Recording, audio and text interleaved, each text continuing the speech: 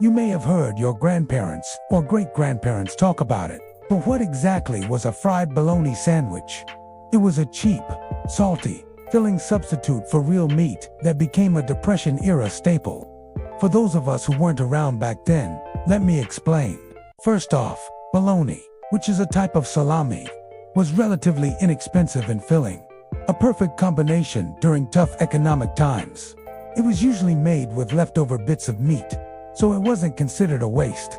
Plus, it could be stretched to feed a lot of people. This is likely why school cafeterias served it during the Great Depression. It was also a convenient food item since it came in tins and didn't need to be refrigerated. It lasted a long time and it could be sliced with a cheap, flimsy knife.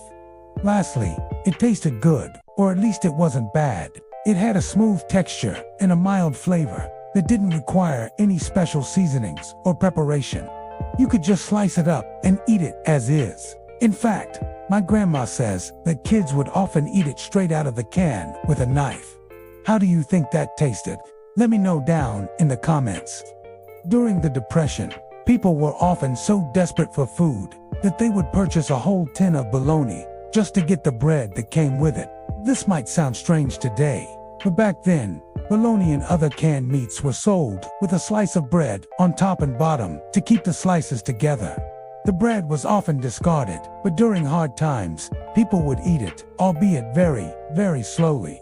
They would either toast it or fry it in the fat or grease from the can. And this is how we got fried bologna sandwiches, a dish made popular during the Great Depression. Now, I don't know who the first person was to put a fried bologna sandwich on a bun, but whoever did can only be considered a genius. Since then, it's become one of the most beloved processed meatball sandwiches of all time. Other Depression-era recipes called for frying bologna with onions, potatoes, and eggs. One such recipe comes from my grandmother. She says her mother used to make something similar to a hash, except instead of using expensive meat, she would fry up bologna with potatoes and onions, and then add eggs on top. This ensured that no part of the meal went to waste.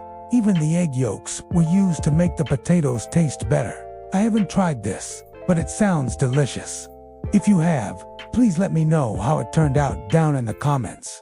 Also, if you enjoyed this video, please like it and share it with someone who might not know what a fried bologna sandwich is. I'll see you next time.